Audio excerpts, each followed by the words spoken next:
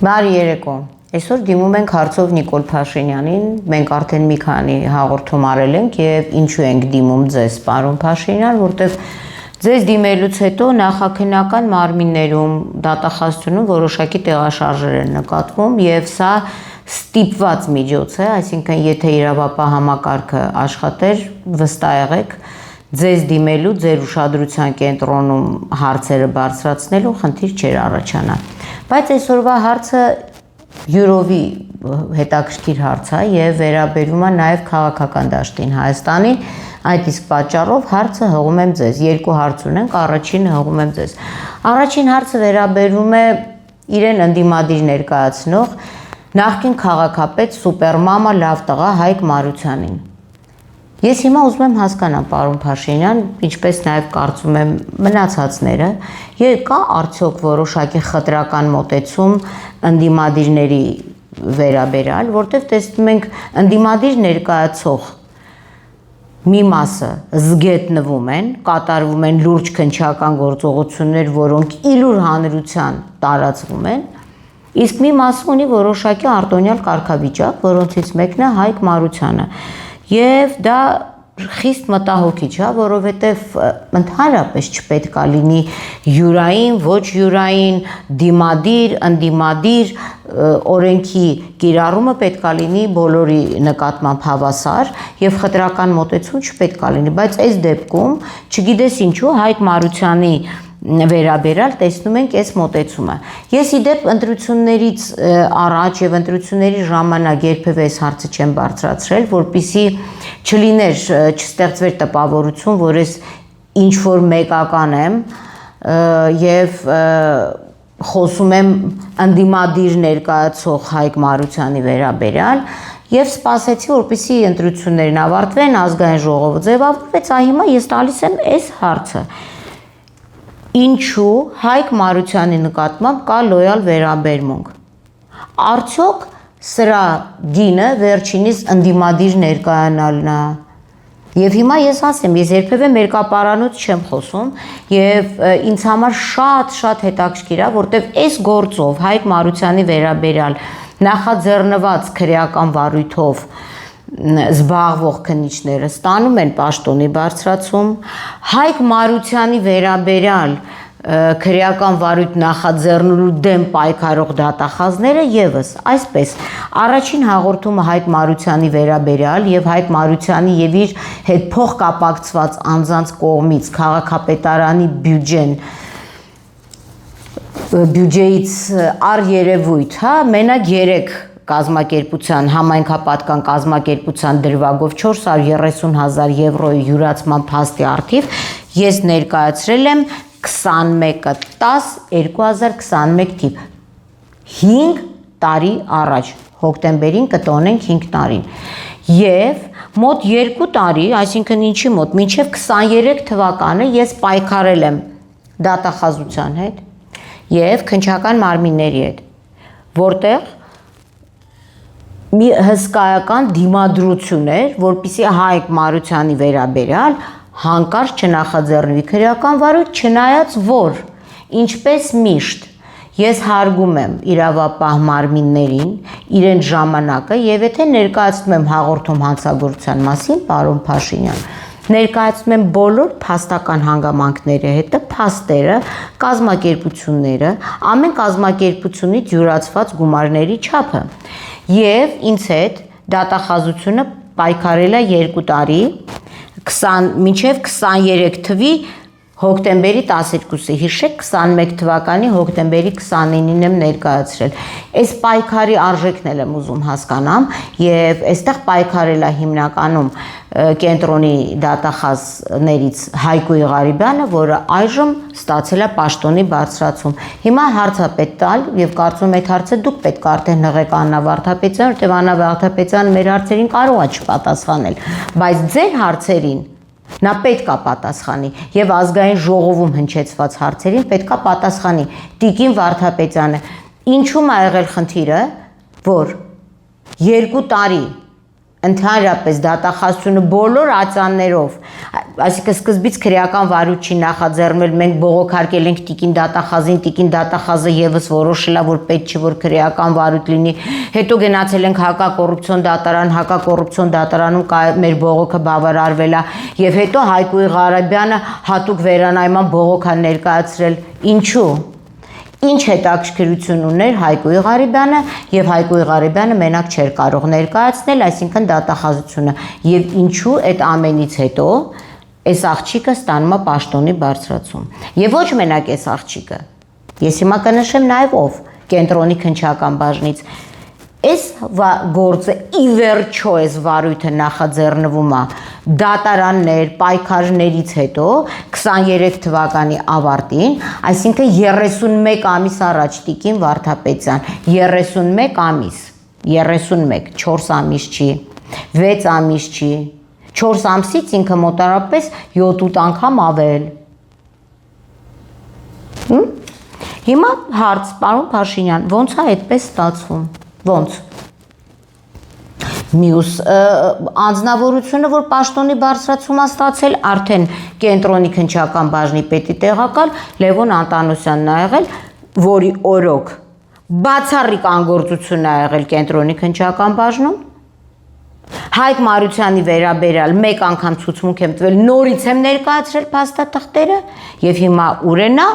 արդեն Արաբկիրի քննչական բաժնի պետ։ Հիմա կարող եք ասել Հայկ Մարությանի առեղծված, այսինքն բոլոր նրանք, ովքեր որ սատար են կանգնում Հայկ Մարությանին, անձնապես ինքը ինձ ընդհանրապես չի հետաքրքրում, ոչ որպես սուպեր մամա, ոչ որպես լավ տղա, վատ տղա, լավ տղան Երևան քաղաքի բյուջեն չի մսխում, լավ տղան Երևան քաղաքի համար աշխատում է։ Հիմա հարց առաջանում, ոնց է ստացվում, նախ այս դիմադրությունը, ինչը պետք է ես իմ ժամանակը ծախսեմ եւ պայքարեմ եւ հետո հասնեմ քրեական վարույթի նախաձեռնման եւ տևի բացառիկ անգործություն Տիկին Վարդապետյան, ես ձեզ հիշեցնեմ, որ դուք եղել եք մի հանդիպման, որի անվանումն է եղել արդարադատությունը որպես արդարության հասնելու գործիք, այս խորագրով է եղել եւ ինչեր եք ասել Տիկին Վարդապետյան, որ նախաքննության ժամկետները կրճատվում է, 66.7%-ը քննվում է մինչև 4 ամիս։ Լուրջ։ Այսինքն երբ որ գործը վերաբերում է Հայկ Մարությանին, այդ դեպքում ինքը չի քննվում 31 ամիս, պարոն Փաշինյան, ձեր դատախազին հարց տվեք, թե ինչու։ Այս հարցի պատասխանը ցավոք ես չեմ կարողանում ստանալ ավելի քան 3 տարի, ինչու, նախ նորից եմ կրկնում, չստացանք հարցի պատասխանը, ինչու 2 տարի, ուղիղ 2 տարի պայքար է եղել 21 թվի հոկտեմբերից մինչև 23 թվի հոկտեմբերը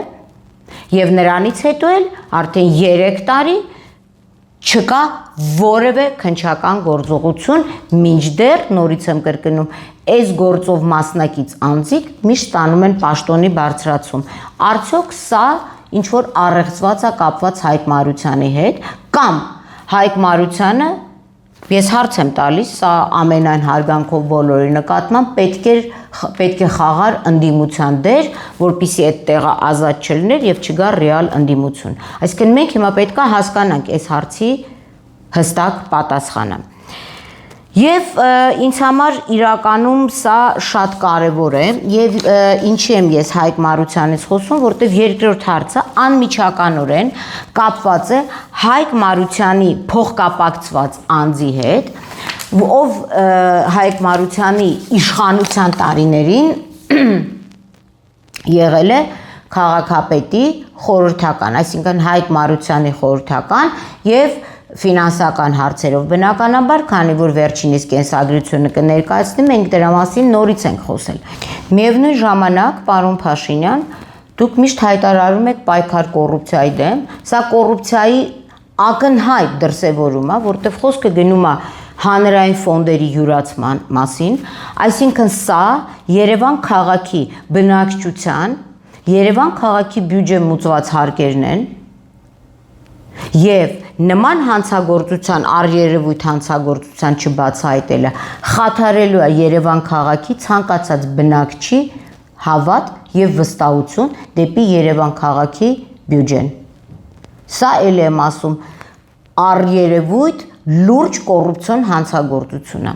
Եվ հիմա ուզում եմ ասեմ երկրորդ հարցին, պարոն Փաշինյան, որը շատ փոխկապակցված է այս հարցի հետ, որտեղ ինչպես հիշում եք, ես նշեցի, որ Հայկ Մարությանը եւ իր փոխկապակցված անձիկ ունեն որոշակի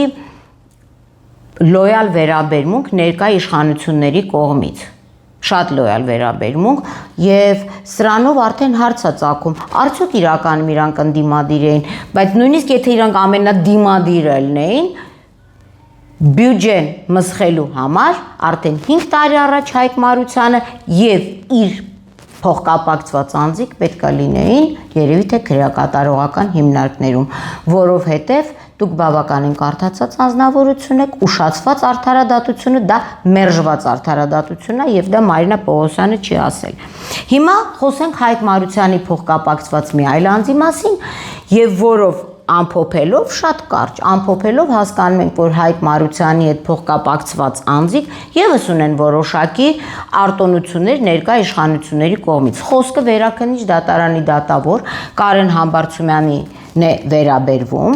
որը այսօր Վերաքննիչ քաղաքացիական դատարանի դատավոր է, իսկ Հայկ Մարությանի պաշտոնավարման տարիներին վերջինս եղել է Հայկ Մարությանի խորհրդականը, մենք նայեք Երևանի քաղաքապետարան հարցում ենք արել, որպեսզի մեկ անգամ եւս ճշտենք, թե ինչպես է մարդ հայտնվում Վերաքննիչ քաղաքացիական դատարանից, sense գալիս ու հայտնվում Վերաքննիչ քաղաքացիական դատարանից։ Ինչու է սուբյեկտը մեզ հետաքրքիր է, որովհետև վերջինիս խորհրդական ժամանակ են առերևույթ յուրացվել մեր հարկերը, այսինքն հանրային ֆոնդերը Հայկ Մարությանի կողմից։ Նախ պետք է պարզել, թե Կարեն Համբարձումյանը, որ այսօր Վերաքննիչ քաղաքացիական դատարանի դատավորը, ինչ ֆինանսական խորհուրդներ ա տվել Հայկ Մարությանին, իսկ որ ֆինանսական խորհուրդներ ա տվել դրա մեջ չկան կասկածներ, որովհետև երբ որ մենք ծանոթանում ենք վերջինիս կենսագրությանը, ապա ակնհայտ Երևանի քաղաքապետարանն էլ մեզ տրամադրել այդ կենսագրությունը, չնայած որ մենք դա վաղուց ունեինք, որ վերջինս աշխատել է միայն վարկային կազմակերպություններում, այսինքն միշտ եղել է վարկատուի շահերի ներկայացուցիչ մարդը։ Ունի իրավաբանական կրթություն, գիտնական է, բայց գիտնական լինելով միշտ պաշտպանել է վարկատուի, իսկ մենք շատ լավ գիտենք մեր երկրում վարկային համակարգը ինչպես է գործում, նամանավանդ վարկային կազմակերպություն, ես նույնիսկ բանկերի մասին չեմ խոսում, նույնիսկ ձեր ղեկավարած հայկական ժամանակում մեծ հոդված է եղել, վերջինս աշխատել է այդ կրեդիտ սերվիս կազմակերպությունում, որի մասին ձեզ մոտ էլ ա եղել, ես նույնիսկ կարող եմ ուղարկել, թե որ ժամանակ ա եղել հրապարակում երկար սպասված դատավճիռ, որտեղ պարզվել է, որ կրեդիտ սերվիսը ըստ էության փողեր լվացող կազմակերպություն ա եղել, իսկ Կարեն Համբարձումյանը բնականաբար աշխատել է այդ կազմակերպությունում։ Սա մեկ։ Բացի դրանից Կարեն Համբարձումյանը,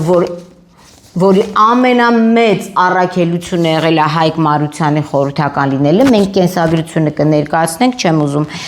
երկար ժամանակ խլեմ բոլորից, աշխատել է նաև միկրո ձեռներեցության զարգացման բարեգործական հիմնադրամ, որի մասին 2018 թվականին Arminfo-ում կա մեծ հոդված, թե ինչով է զբաղվել այդ բարեգործական հիմնադրամը, եւ այլն, եւ այլն, եւ այլն։ Կամուրջ ու վեկա, այսինքն այս մարդը վարկային կազմակերպությունների հետ առնչություն ունեցող մարդ է եղել եւ ուրիշ ոչինչ, որից հետո հայտնվում է Հայկ Մարությանին խորհուրդներ ա տալիս ֆինանսական ոլորտում, որից հետո մենք տեսնում ենք, որ համայնքապատկան կազմակերպություններից ոնց են գումարները անհետանում, որի վերաբերյալ կա նախաձեռնված եւ չքննվող քրեական վարույթ, էլի եմ ասում, դա եթե լիներ Ծառուկյանինը, չգիտեմ, լիներ Եսիմումը, երևի մի անգամից կքննվեր։ Ինչ կախարդական ազդեցություն ունի Հայկ Մարության եւ փոխկապակցված անձիկ այս արտահայտությունը, որից հետո այս երիտասարդը միանգամից դառնում է վերաքնիչ քաղաքացիական դատարանի դատավոր, որը իրականում անհասկանալի է, անհասկանալի մեր բոլորի համար, որովհետև եթե մենք այս ամբողջ վերջինիս կենսագրությունը վերցնում ենք, էլ եմ ասում, կրեդիտ սերվիս բանկ, կենտրոնական բանկ, ՎՏԲ լիզինգ, վարկային պորտֆելի արժե թղթավորման հիմնադրամի տնօրենների խորհրդի անդամ Կամուրջու վեկա եւ Երևանի քաղաքապետի խորհրդական։ Ի վերջո, վերջինս բարձրագույն դատական խորհրդի 2020 թվականի ապրիլի 16-ի որոշմամբ նշանակվում է վերաքնիչ քաղաքացիական դատարանի դատավոր։ Հիմա հարց է ծագում, սա Հայկ Մարությանի հունարն ու շնորհքն է, թե այն մարդկանց, ովքեր որ տանիք են Հայկ Մարությանին եւ նրան փոխկապակցված անձանց։ Ես այս հարցը հնչեցնում եմ, որտեղ այլ տեղ այս հարցի պատասխան չեմ կարող ակնկալել։ Իսկ մենք պետք է հասկանանք, որ դիմություն բոլորը միասին օրենքի առաջ պետք է լինեն հավասար։ Էլ եմ ասում, եւ այս անողոք պայքարը, որ հիմա կա թալանը հետ բերելու, ընդդիմության կողմից փողերի լվացումով վարույթներ նախաձեռնելու, Հայկ Մարությանը ինչի է պլստացել այս ամեն ինչից եւ Հայկ Մարությանի խորհրդական վերաքնիչ դատարանի դատավոր Կարեն Համբարձումյանը եւս։ Սա իմ երկու հարցն է, պարոն Փաշինյան, եւ ակնկալում եմ շուտապույտ պատասխան, թեկուզ միջնորդավորված դատախազության կամ քննչական կոմիտեի կողմից։ Շնորհակալ եմ։